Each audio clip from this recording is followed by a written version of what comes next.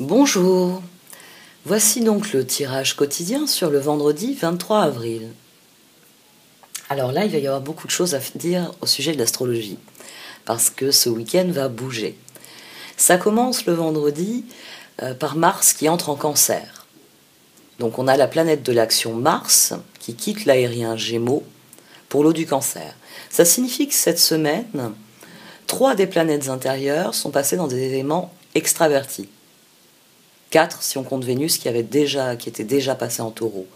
C'est-à-dire qu'on est passé du feu et de l'air, le Bélier, le Gémeaux, aux éléments introvertis, la Terre et l'eau, le Taureau et le Cancer. Si vous préférez, vous pouvez penser aux choses ainsi. Comme le Taureau, le Cancer est un signe astrologique qui aime sa maison, qui aime son univers, son cocon, et qui veut des câlins, qui veut de l'affection. Alors, le Cancer, c'est le signe astrologique qui représente le confort et l'éducation. Mars est synonyme de dynamisme et d'ambition. Donc, Mars va devoir se déplacer assez prudemment en étant en Cancer, parce que il va prendre en compte les sentiments. Mais ce n'est pas ce qu'il préfère. Donc c'est un transit qui dure jusqu'au 11 juin, qui plus est, pendant lequel il faut veiller à ne pas être capricieux, grognon. Parce que avec Mars en Cancer, il peut y avoir des avalanches d'émotions qui, si elles ne sont pas canalisées, vont générer de la colère, vont générer des emportements passionnés, si vous préférez. Donc il vaut mieux canaliser ça de manière constructive. Remarquez quand les émotions montent, et quand donc elles doivent être libérées sainement. Parce que pendant ce transit, vos sentiments peuvent avoir un impact direct sur votre niveau d'énergie. En fait, Mars en Cancer, vos émotions vont soit vous motiver à agir, soit vous empêcher de faire quoi que ce soit. Concernant plus particulièrement les transits, alors là, on va être encore gâté sur ce week-end, juste avant la pleine lune, qui plus est. Après la conjonction de Mercure avec le Soleil en Bélier et le passage commun de Mercure et du Soleil en Taureau, les planètes ont continué leur course. À partir de vendredi, elles se rencontrent de nouveau. Vénus est en conjonction avec Uranus en Taureau, ce vendredi. Et samedi, ce sera Mercure, qui va beaucoup plus vite, qui sera en conjonction avec Uranus en Taureau. Il a presque rattrapé Vénus. Il la rattrape dimanche. Dimanche, on a une conjonction de Mercure avec Vénus en Taureau. Alors, ensemble, Mercure et Vénus sont idéales pour socialiser, pour côtoyer des personnes qui partagent les mêmes idées. Mais avant cela, Vénus puis Mercure ont chacun un rendez-vous en aparté avec Uranus, le signe de la rébellion. Donc, Mercure et Vénus partageront peut-être les mêmes idées dimanche. Mais ces idées seront fortement impactées par ce qui aura été développé vendredi et samedi, par leur rencontre avec Uranus. Parce que avec Uranus, les choses ne restent jamais les mêmes. Les situations sont souvent inversées, elles sont renversées. Uranus pense en dehors de la boîte. Donc, Vénus en conjonction avec Uranus en Taureau éveille un besoin d'expression de soi, de liberté personnelle et aussi de rencontres passionnelles, parce que Vénus est chez elle en Taureau. Et elle a envie d'attirer à elle des personnes avec lesquelles elle peut passer du bon temps. En soi, c'est une astrologie qui est assez électrique tout de même, parce que nous avons Uranus. Uranus est en Taureau depuis un certain temps, il y a pris ses aises, et forcément, il est lui aussi habitué à avoir des visites, à avoir son propre avis sur ce qui se passe dans cet univers-là. Lorsque Vénus et Uranus se réunissent, on peut avoir une dynamique surprenante, c'est-à-dire que les autres vont vous surprendre. Ils vont vous surprendre par leur comportement, ou ils vont vous surprendre par leur présence. Il y a beaucoup de surprises liées à l'autre, là, dans ce transit. C'est un peu comme si Vénus, tout d'un coup, après s'être installée en Taureau, réalise qu'il y a une aile de la maison dans laquelle elle n'est pas allée depuis son retour. Elle y va, elle y découvre Uranus. Et Uranus, il a assemblé autour de lui ce qu'il a envie, ce qu'il estime nécessaire pour Vénus. Donc c'est un transit qui est déjà actif, on va dire, depuis quelques heures, voire quelques jours, et qui va rester actif, qui va être renforcé samedi et dimanche, pendant lesquels eh bien, vous pouvez rencontrer quelqu'un de parfaitement nouveau qui va jouer un rôle important dans votre vie. Et ça peut être dans le domaine amoureux, Vénus en Taureau. Vous pouvez tomber éperdument amoureux, ou vous pouvez aussi changer d'avis sur une relation amoureuse existante. C'est-à-dire que Vénus, conjonction à Uranus, Uranus lui dit « Mais qu'est-ce que tu fabriques en ce moment ? Dans quoi t'investis-tu » Et Vénus va reconsidérer la situation. Enfin, c'est à dire vous. Samedi, ça viendra conforter tout cela. Je voulais vous en parler demain, puis je me lance finalement. Donc Vénus et Uranus vendredi, et Mercure et Uranus samedi. Mais là, c'est encore plus particulier parce que Mercure et Uranus sont les octaves inférieures et supérieures l'une de l'autre. Elles ont donc beaucoup en commun, c'est-à-dire que Mercure représente la communication et les idées, Uranus gouverne les ondes et tout ce qui est technologique et moderne. Donc ensemble, on a l'émergence d'idées novatrices portées par une énergie rebelle. Et c'est cela qui pourrait apporter quelque chose de nouveau et d'excitant dans nos vies. C'est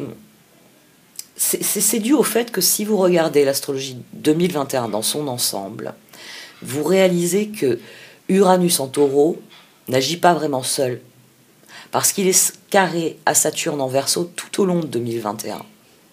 Donc l'astrologie de ce week-end reproduit l'affrontement entre Uranus et Saturne. Affrontements qui sont directs en février, en juin et en décembre. Vous voyez, le début de l'année, février, j'en avais parlé dans certaines de mes vidéos, en juin, la mi-année, et en décembre, avant d'inaugurer les énergies très très différentes. Il va y avoir encore à nouveau un basculement en 2022. Les aspects Saturne et Uranus sont souvent observables pendant les périodes de réforme sociale, parce que ce sont des planètes transpersonnelles. Et ici, il s'agit d'un aspect carré entre Saturne et Uranus. Et nous savons bien que le changement au niveau collectif, c'est rarement facile. Saturne est en Verseau, qui régit les communautés, la technologie, les objectifs humanitaires, la conscience sociale. Uranus, qui régit aussi tout cela, est en Taureau, le signe astrologique qui régit l'argent, la production, la nourriture, la sécurité, la nature, la terre-mère. Donc, Uranus n'aime pas ce qui se passe en Verseau. Il déteste ce qui se passe chez lui. Et il est d'autant plus interpellé par l'énergie Taureau. Qu'est-ce qui se passe réellement au niveau de la terre, au niveau de la nature, au niveau de la satisfaction des besoins primaires de l'homme. Donc Uranus veut se libérer de tout ça. Le problème, ce sont des signes fixes. Verseau, Taureau. Les planètes, ils sont têtues et dogmatiques. Vous avez Saturne et Uranus qui se gueulent chacun à un bout de l'univers. J'ai raison. Vous avez tort. Ça vous rappelle rien ? C'est ce qui se passe en ce moment avec ce carré depuis le début de l'année. J'ai raison, vous avez tort. Et Saturne est persuadé d'avoir raison et Uranus est persuadé d'avoir raison. Et si on se penche sur... l'astrologie n'est pas reconnue comme une science, elle l'a été à une époque, puis il y a eu la science telle que nous la connaissons aujourd'hui qui l'a éjectée du tableau. Mais gardez bien à l'esprit que les transits sont conçus avec une dynamique philosophique, parce on tire un enseignement. Quand il y a eu ces transits par le passé, on a observé ce phénomène. Si je vous dis que dans les signes fixes, les planètes deviennent têtues et dogmatiques, c'est parce que cela a été vérifié au fil de l'histoire. Et ça permet de penser qu'avec à nouveau ce transit, nous aurons le même type d'expression. Et le pire côté de Saturne en Verseau, c'est le régime autoritaire et le totalitarisme, contre lesquels Uranus se rebelle toujours. Et vous pouvez voir cet aspect se jouer dans nos sociétés, dans la mesure où nos droits humains et notre liberté sont réprimés depuis des mois, parce que nos institutions, Saturne, préfèrent des réglementations vaccinales sur les communautés, Verseau, et définir de nouvelles règles, à nouveau Verseau, mais qui leur donnent plus de pouvoir, qui donnent plus de pouvoir au gouvernement et aux institutions. Donc,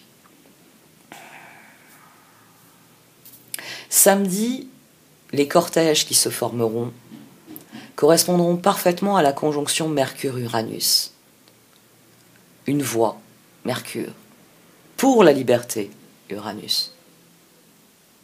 Donc, c'est pour ça qu'une part de moi reste optimiste sur les transits de cette année.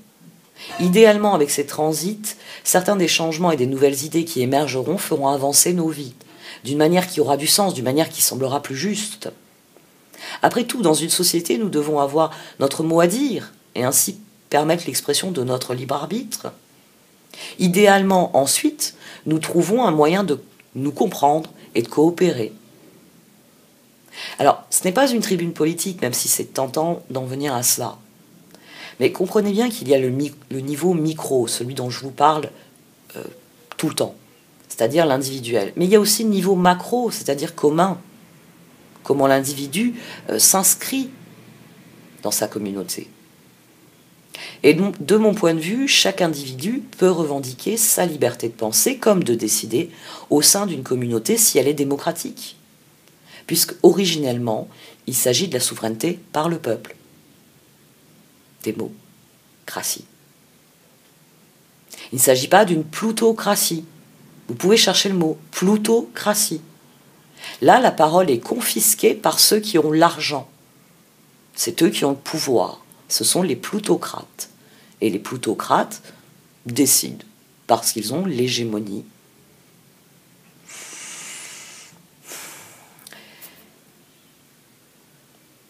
Réfléchissez d'un point de vue individuel. Puis ensuite, réfléchissez d'un point de vue collectif. Et pour en revenir au transit en eux-mêmes, sur le plan individuel, vos horoscopes peuvent vous indiquer où vous vous sentez retenu, contraint, c'est Saturne, et où vous voulez vous libérer, et ça c'est Uranus.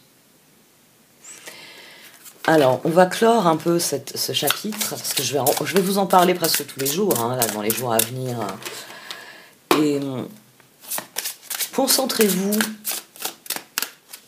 Vénus-Uranus, concentrez-vous sur les changements qui sont bénéfiques pour vous. Et voyez vraiment la situation ainsi.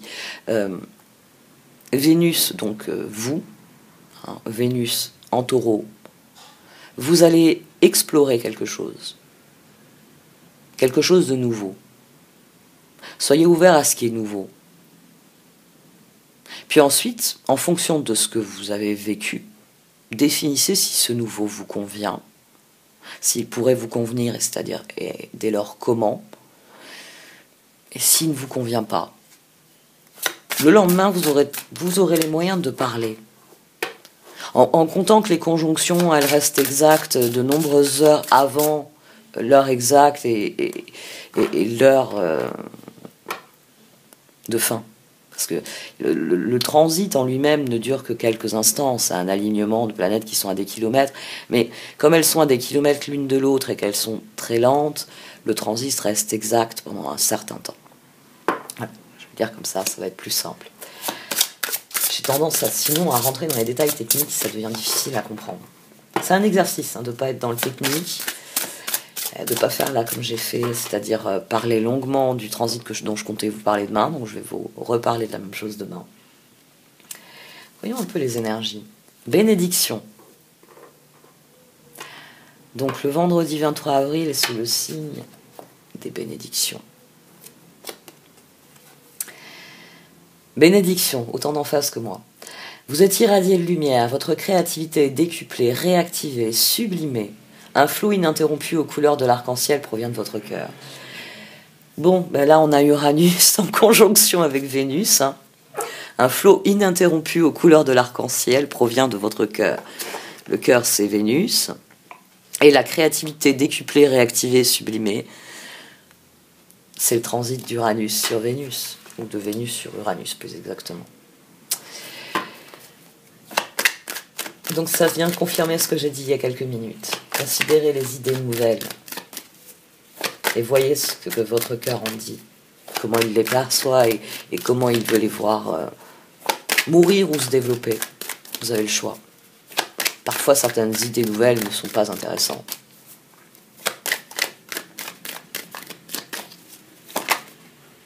Cinq de bâton. Il a pas mal joué les arbitres déjà, celui-là. Au dos, on a le 9 d'épée. Oui, c'est ce qu'on avait hier. Il fallait se battre contre ses cauchemars.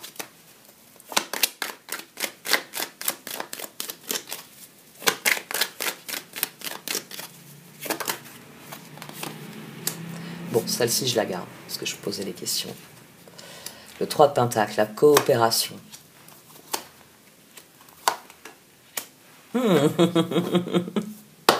Bon, alors, demain, il va falloir croire à la coopération. Demain, il va falloir croire à ce que vous faites. Demain, il va falloir s'investir dans des choses qui, pour vous... Hein, on a un 7 de bâton, on croit en ce que l'on fait dans un 7 de bâton. Et le 3 de Pentacle, vu qu'on a l'impératrice entre ce jugement et ce 7 de bâton, il va falloir croire aux idées, aux personnes que vous allez défendre. Il va falloir croire en vos propres valeurs ici. C'est amener ces valeurs sur la communauté. C'est juger que ce que l'on pense, que ce que l'on croit a de la valeur. Bénédiction, oui, c'est... Avec cette impératrice là sur la carte qui a sauté, voyons un peu la carte au dos quand même. Le 3 de coupe. Vos collaborations doivent être heureuses, elles doivent vous rendre heureux. Parce que même quand vous collaborez dans quelque chose qui est difficile à faire, si vous le faites avec une personne qui vous rend heureux, avec quelqu'un qui collabore, parce qu'on a la notion d'équité dans le 3 de Pentacle, c'est une collaboration qui est libre et qui répond à une envie commune. J'ai envie de collaborer avec toi, tu as envie de collaborer avec moi, c'est ce que nous faisons ensemble. Votre authenticité s'en trouvera exaltée. Parce que vous serez, même dans une difficulté, vous serez aux côtés de quelqu'un que vous appréciez. Aux côtés de quelqu'un qui partage vos valeurs, qui partage vos rêves, qui partage votre envie de créer et de créer en commun. Ça, ce serait une bénédiction. C'est ce que les hippies, dans l'époque du Flower Power, avant que le mouvement soit dévoyé dans la consommation, c'est ce que les hippies voulaient. L'ère du Verseau, l'ère des communautés où chacun s'entraide, où chacun participe à hauteur de ses possibilités, mais connaît l'abondance parce que personne ne garde ce qu'il a en excédent pour lui. La fin de l'appropriation et donc des hégémonies. Maintenant, c'est le 6 de Pentacle qui jaillit quand je commence à battre pour l'action nécessaire au progrès. Bon, je vais rebattre encore.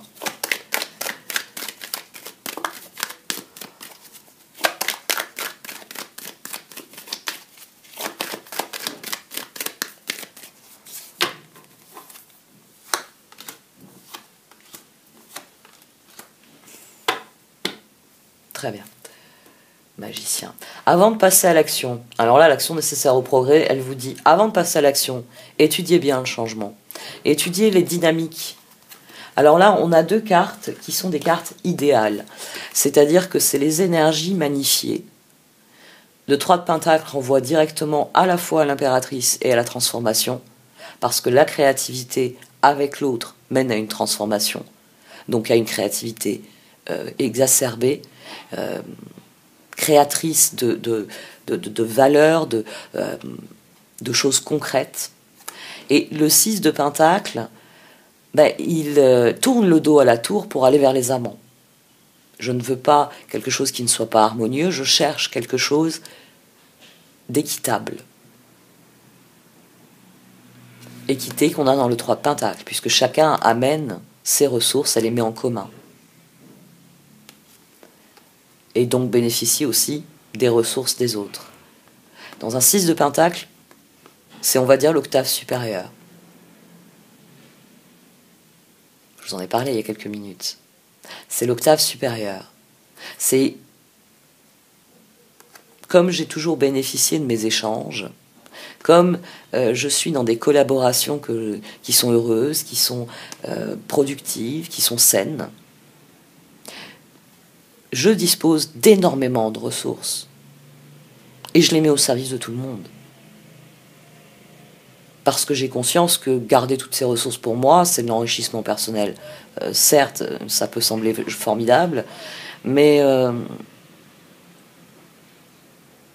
personnellement, enfin, je sais que c'est pas le cas de tous ces milliardaires, hein, sinon ils ne se comporteraient pas comme des milliardaires encore à l'heure actuelle, avec tout leur passe-droit. Moi, je sais que l'idée de manger, il y a eu une période il y a eu des périodes dans ma vie où l'idée de manger me dégoûte. Ça me dégoûte parce que je sais qu'ailleurs dans le monde, il y a des gens qui meurent de faim. Et je regarde cet amas de nourriture et je suis écœurée. C'est quelque chose... Bon, après, je suis née en Afrique, donc j'ai été très jeune fascinée par ce continent, parce que je suis revenue en France, j'étais très très jeune. Donc, enfant, adolescente, j'ai cherché à comprendre. Et quand j'ai réalisé, enfant, que le pays où j'étais née, c'était un pays où les gens avaient du mal à manger, à avoir une vie confortable, parce que j'estimais la norme pour moi, petit enfant choyé avec parents, frères et sœurs, maison sur sa tête, maman cordon bleu, etc., ça a été un choc.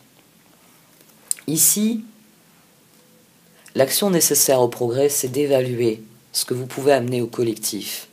Et comment, collectivement, vous pouvez faire bénéficier le plus grand nombre. Comment ce collectif ici peut améliorer les dynamiques dans les relations. Comment ça peut devenir les amants.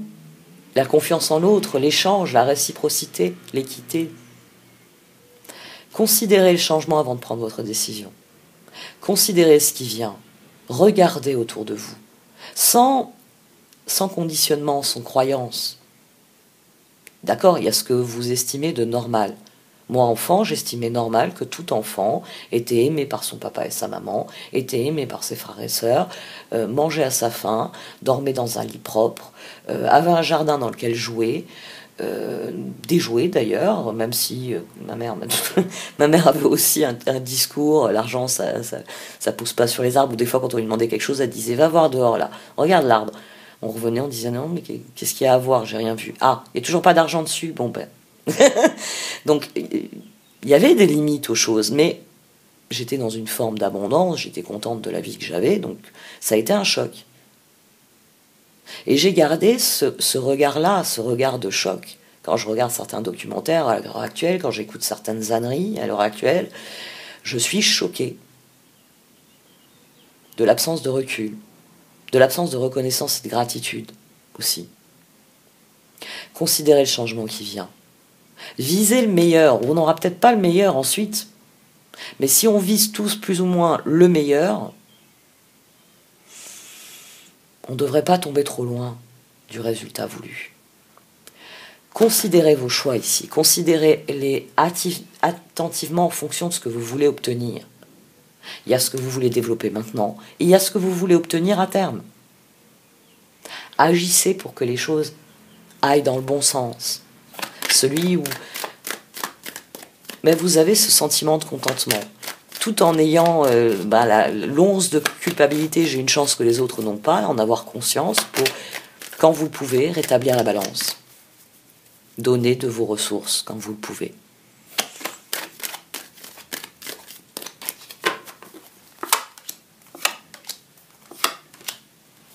Restez concentré sur les événements.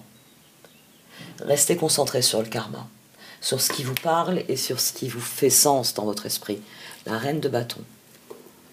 Restez concentré sur la lune, sur les circonstances qui évoluent, sur les changements actuels. Parce que ce sont les faits qui sont révélateurs. Les faits sont révélateurs. Concentrez-vous. Vous pouvez trouver énormément d'informations brutes en allant sur des sites d'université, par exemple. Vous y trouverez les articles bruts dont on vous parle dans la presse. Vous trouverez, en cherchant, on va dire les institutions, les renseignements pour lesquels on vous donne des chiffres, par exemple. D'où il sort ce chiffre? Quelle est la source? Est-ce que cette source est fiable? Et qu'est-ce que cette source dit d'autre, qui a peut-être été retirée parce qu'on ne parle que de ce chiffre et pas de ce qu'il y a autour? Restez concentré sur les faits et pas sur les émotions que suscitent les faits. Les émotions que suscitent les faits n'ont pas leur place. Les émotions, vous devez en éprouver au quotidien, dans votre vie quotidienne, quand vous faites quelque chose qui vous plaît, quand vous êtes avec quelqu'un qui vous plaît. Il n'y a pas à avoir d'émotion sur ce qui se passe dans le monde en général. Oui. La porte claque. Ça, c'est le vent et c'est l'enfer dans cette maison. Mais elle me coupe dans mon élan et j'en reviens aux cartes. Vous pouvez recevoir un coup de main des gens qui vous entourent. N'hésitez pas à aller chercher la science là où elle réside, dans les personnes qui ont une connaissance réelle de ce dont ils parlent. Mais n'oubliez jamais, science sans conscience n'est que ruine de l'âme. Et pour ceux qui ont noté mon amour de la musique, vous devez avoir noté que j'ai mis quelques chansons dans mes playlists et il y a une excellente chanson d'Alpha Blondy qui reprend cette phrase si célèbre en philosophie, dans l'esprit, dans le cœur français: science sans conscience n'est que ruine de l'âme, et il en fait n'est que ruine et larmes. Et le jeu de mots est très intéressant parce qu'il redonne toute son actualité à cette citation. Vous pouvez avoir un coup de main direct des personnes qui vous entourent. Mais votre réflexion doit aller vers votre progression. Tout aussi. Laissez les choses pour ce qu'elles sont. Là, je vais être... Mon compagnon est assez vulgaire quand il dit ça. Mais c'est très vrai. Les avis, c'est comme les trous de balle. Tout le monde en a un. Donc, une fois que... Enfin, lui, c'est une chose qui m'a beaucoup asséné parce que je lui disais: ah oui, mais telle personne n'avait pas ton avis, tu comprends si je fais ça, si je fais ci. Les avis, c'est comme... vous avez compris? Tout le monde en a un. Maintenant, c'est... Quel est votre avis? Là, la réflexion, elle vient sur ce qui évolue. Regardez les faits. Regardez les choses telles qu'elles progressent. Observez les évolutions et les perspectives d'évolution. Et là, votre réflexion sera pleine et entière. C'est comment est-ce que je vois ce qui est en train de se passer, moi, en tant qu'individu. Qu'est-ce que je peux faire? Qu'est-ce que je ne peux pas faire? Qu'est-ce que je peux dire? En ce moment, c'est plutôt qu'est-ce que je ne peux pas dire. Considérez la situation ici dans son ensemble. Même si ici, le coup de main vient des proches. On en revient à cette collaboration. Parce que vous pouvez vous investir avec des gens qui ont les mêmes valeurs, qui ont les mêmes rêves, qui ont les mêmes... on va rester sur rêve, aspiration, désir, besoin. Oui, nous sommes toujours dans cette période d'entre-deux. Et c'est ce que nous allons donner Là, on a l'œuf, hein, ce que l'univers nous a offert. Nous sommes un œuf. Et c'est ce que nous allons y mettre qui va faire de nous ce que nous sommes. Parce que c'est ainsi que les choses fonctionnent. L'entre-deux, la période de choix, c'est pour nous permettre de nous décider de ce qu'on veut voir grandir, de ce qu'on veut voir germer dans nos vies, de ce qu'on veut voir se développer. Ah. Dites votre vérité. Et gardez bien à l'esprit, n'hésitez pas à faire comme je l'ai fait dans certaines vidéos ces derniers jours, de bien dire, moi ma décision elle est prise par rapport à ce que je sais maintenant. Peut-être que dans l'avenir, de nouvelles informations, de nouveaux faits, m'amèneront à réviser ma position. Dites la vérité ici et maintenant. Dites ce que vous pensez, ce que vous ressentez maintenant. La vérité, elle est toujours bonne à prendre, elle est toujours bonne à dire. Elle n'est pas forcément agréable, mais elle est libératrice. C'est d'ailleurs pour ça ici qu'on a un masque qui tombe et qu'on a tous ces cœurs qui s'envolent. Parce que ça libère quelque chose. Ça libère une émotion, ne serait-ce que ça. Ça libère l'émotion. Ça libère la charge émotionnelle sur la décision. Le fait d'en parler. Le fait de dire ce que l'on ressent. Et pourquoi on le ressent ? En disant, il y a les choses du passé, il y a les choses de l'avenir. Pour l'avenir, j'en sais rien. Pour le passé, ça me mène à penser que là est ma vérité. Allez, je fais 2 cartes et je tire les dernières cartes pour les énergies du cœur. Clean it up, elle aime bien venir. Faites un grand ménage. Ensuite vous pourrez raccommoder ce qui peut l'être. Parce que, alors cette carte, je l'aime beaucoup, mending, parce qu'il s'agit de raccommodage. Et bon, moi j'en ai fait beaucoup, hein. J'ai commencé la couture comme ça, je regardais ma mère et puis je raccommodais des trucs comme elle faisait. Et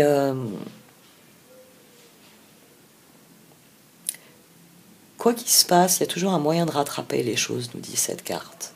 Il y a toujours un moyen de réparer quelque chose.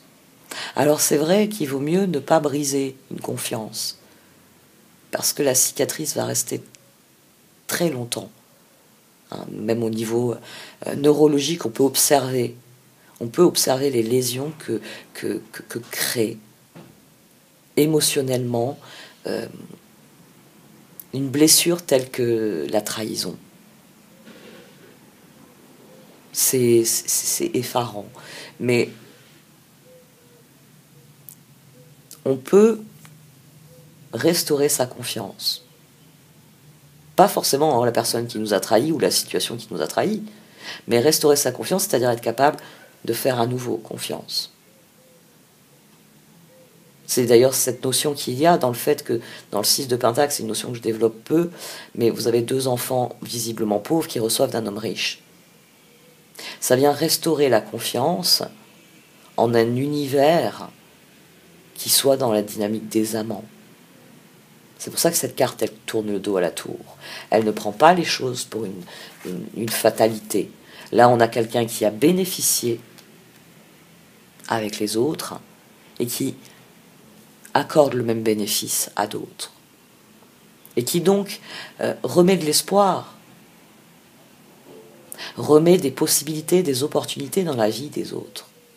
Et ces opportunités-là, ils vont peut-être les saisir dans cette dynamique-là, qui les mènera un jour à être cela. C'est les fameuses publicités asiatiques où on voit un enfant essayer de voler de la nourriture ou voler des médicaments parce que son parent est malade. Et quelqu'un de riche va payer pour lui, va dire au commerçant « laissez, je paye ». Et l'enfant s'en va tout heureux avec sa nourriture ou ses médicaments. Et le film montre ensuite, beaucoup plus tard, cet enfant devenu adulte, qui est lui-même devenu souvent, dans ces clips-là, c'est souvent médecin, et qui se trouve face à quelqu'un qui ne peut pas soigner son propre parent. Et c'est l'homme riche devenu pauvre, dont l'enfant vient chercher l'aide de l'ancien pauvre devenu riche. Riche de ressources, il est médecin, il peut soigner. Et en se revoyant, les deux réalisent que la situation est désormais inversée et que c'est ça la vie. Et l'enfant peut dire « merci pour ce que tu m'as donné, c'est ce que je donne maintenant ». Et l'adulte dit « je t'ai donné parce que c'est ainsi que j'ai toujours reçu et c'est ainsi que j'ai toujours donné ». C'est vraiment aller à l'essentiel, la vérité du cœur.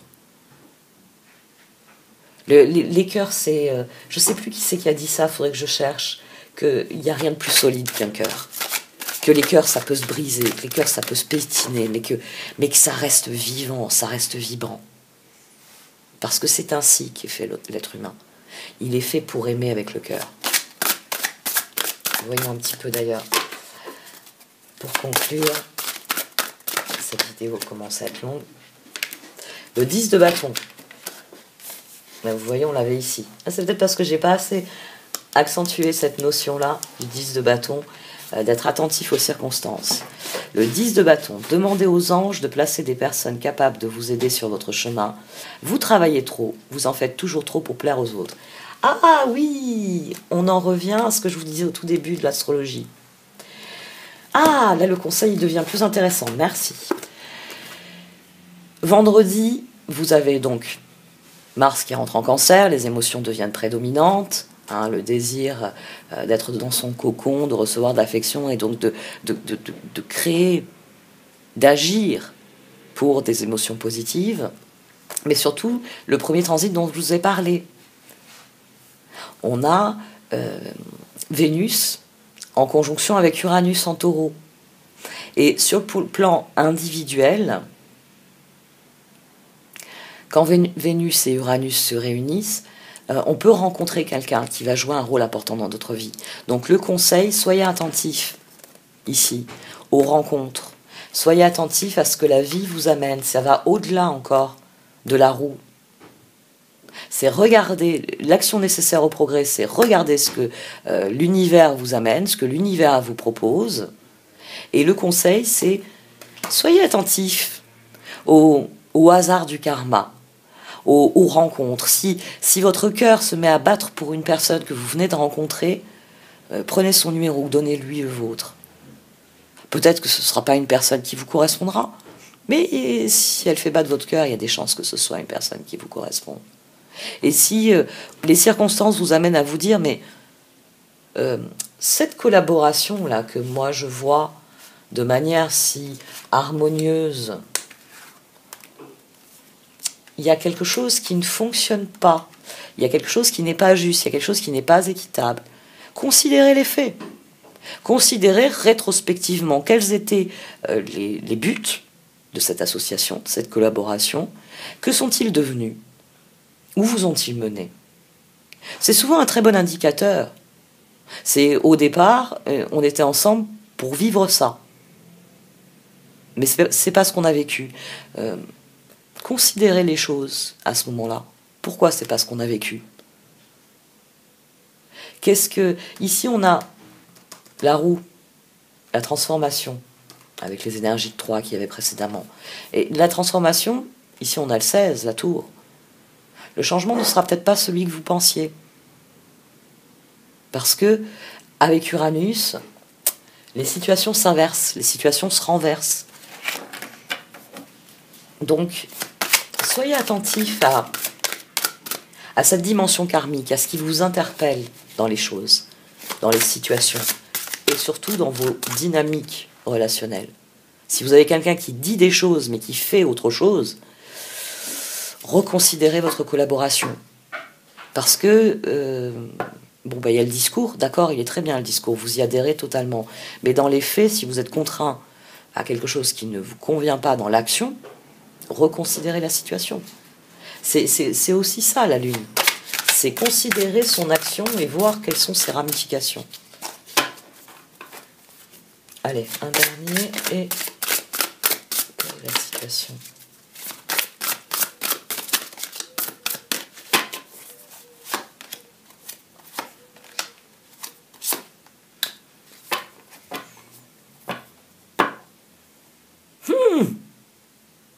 Il va falloir tourner le dos à votre confort personnel ici. Le 9 de Pentacle, le 6 d'épée et le 7 de Pentacle. Ici, on quitte le contentement Ici, le 9 de Pentacle, c'est son aspect négatif qui sort. Son aspect négatif, c'est l'autosuffisance. C'est je suis très bien d'être comme je suis. Mais le problème, c'est que si vous étiez, on va dire, dans la réalité, vous réaliseriez que tout le monde autour de vous n'aime pas comment vous êtes. Alors c'est bien d'être soi-même, certes. Mais si vous êtes vous-même, en prenant votre voiture, en écrasant toutes les personnes qui passent sur votre chemin, je suis désolé, vous êtes un psychopathe. Vous pouvez être content de vous-même, certes, mais socialement, d'un point de vue commun, vous êtes un danger. Donc ici, on tourne le dos à un sentiment d'autosuffisance. J'ai fait bien assez. Moi, ce que j'ai, ça me suffit, que les autres se démerdent. On quitte ça. Le cœur a envie de quitter ça.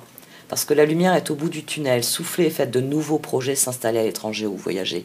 Ici, on est dans le statu quo. Bon, comme c'est maintenant, ça fonctionne. Mais le cœur, il dit non. Il dit comment ça fonctionne, ça me convient pas. C'est pas ce que je vaux réellement. Parce qu'on a un 7 de pentacle. Ça, c'est très intéressant. 9 de pentacle, 7 de pentacle. Ici, le cœur, il dit j'étais très content de ce que j'avais, mais maintenant que j'y ai réfléchi, je me rends compte que c'est pas là que se situe mon bonheur. Je me rends compte que oui, je me sentais bien comme j'étais, mais je veux autre chose. Je veux autre chose. Ici, il y a le désir de vivre autre chose. Le 7 de pentacle.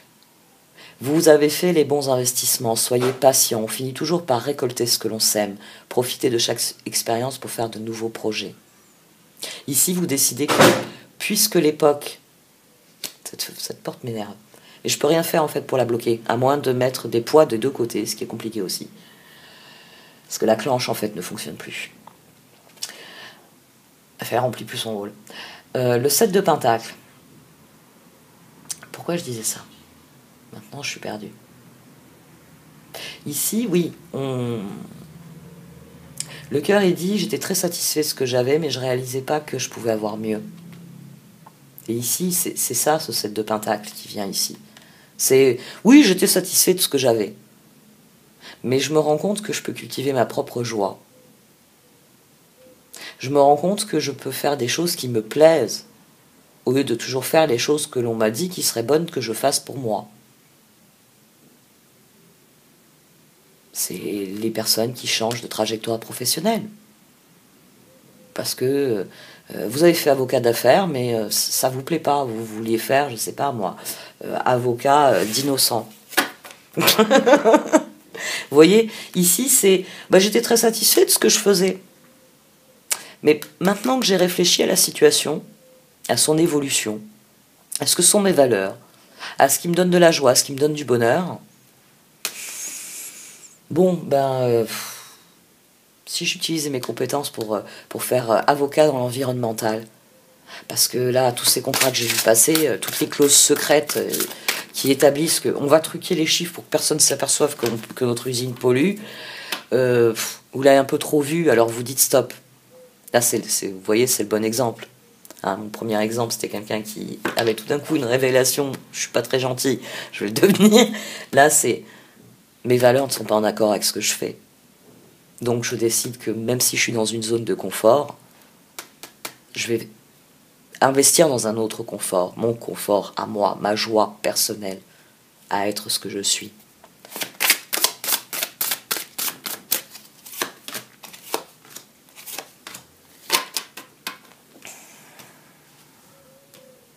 Le 5 de coupe, les regrets, le page d'épée. Alors là, on a le page d'épée, vous voyez, qui vient jouer le levier après avoir eu le roi d'épée. Donc le cœur a bien conscience qu'il est face à des choix et que ses regrets pèsent sur les choix. Et à présent, on a la reine de pentacle. C'est le moment où vous atteindrez vos buts. L'action nécessaire au progrès, ici, c'est d'en finir avec les regrets. Un nouveau défi vous attend, vous avez tout pour réussir. Étudiez soigneusement tout contrat ou document. Et c'est ce qui vous permettra de donner corps à vos projets d'une manière qui soit en accord avec ce que vous êtes, l'impératrice. Prenez soin de vous et de ceux que vous aimez. Capacité à rendre tout plus beau. Conseils pratiques et sages. Ben oui, parce que quand c'est les pentacles qui décident, on fait dans le constructif.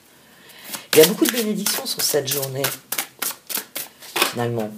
C'est une journée qui peut nous mettre au bon endroit, au bon moment, qui peut nous faire rencontrer les bonnes personnes, parce que là j'en reviens forcément à la lune. Donc les bénédictions, elles peuvent venir de ce karma qui a été si dur avec nous, là, tous ces derniers mois.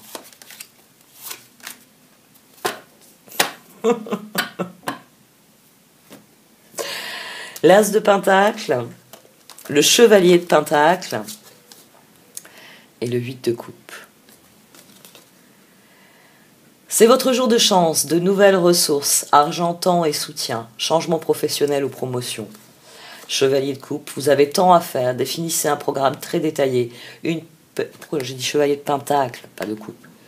Vous avez tant à faire, définissez un programme très détaillé, une personne gentille veille sur vous. Donc là, on a vraiment la lune qui joue à plein. Et le 8 de coupe, dont je vous ai tant parlé hier, parce que là, cette carte en est l'expression. Le meilleur vous attend.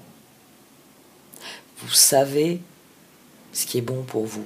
Donc faites ce que vous savez être bon pour vous. Une quête spirituelle.